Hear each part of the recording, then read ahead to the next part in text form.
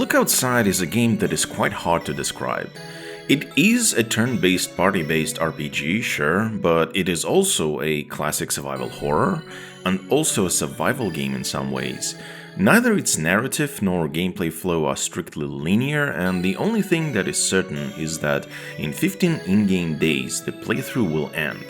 But you can spend all the time just playing video games and sleeping. So, I will try my best to explain why I loved it and why I think everyone should give it a go, as usual focusing on the strongest, questionable and weakest elements of the game. I don't often bring up uniqueness as a selling point, but there really isn't anything quite like Look Outside.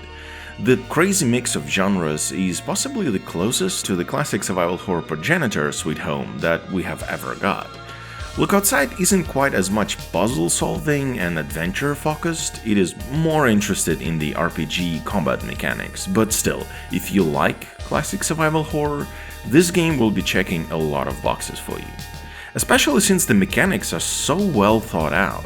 There are many different ideas here, including even a time limit for the entire game, yet everything is very easy to understand. And despite having the survival genre mechanics, the game doesn't delve into them too much and instead does what I personally always loved most: create certain routines and rituals for the players so they can plan their in-game days ahead and try to follow some sort of schedule, only to then be genuinely surprised by new developments or because of being sidetracked by some new discoveries. It is also really well written and told. Despite having a lot of variance in the playthroughs, big and small, the dialogues are great, the tone masterfully switches between being darkly humorous to melancholically dramatic when needed, and the horror is always taken seriously, even when it gets quite absurd. The whole audio and visual presentation is top-notch, with incredible tunes and colorful designs for both the characters who were affected by the outside and even the normal people. One thing that might not click with people immediately is that this title expects you to avoid enemies and escape fights quite a lot during the early in-game days. Unfortunately, it can lead to very unexpected and uneven difficulty, as you could go through an entire area with little trouble, but the boss could be extremely tough. I certainly had an issue with this, and the fact that on normal difficulty saving is limited in a somewhat unconventional way. But my solution was just restarting the game on easy mode, and I still loved it in that way, even though you really should try playing it on normal first. What will affect you even on easier difficulty though is the fact that some aspects of the game's non-linearity stem from random chance.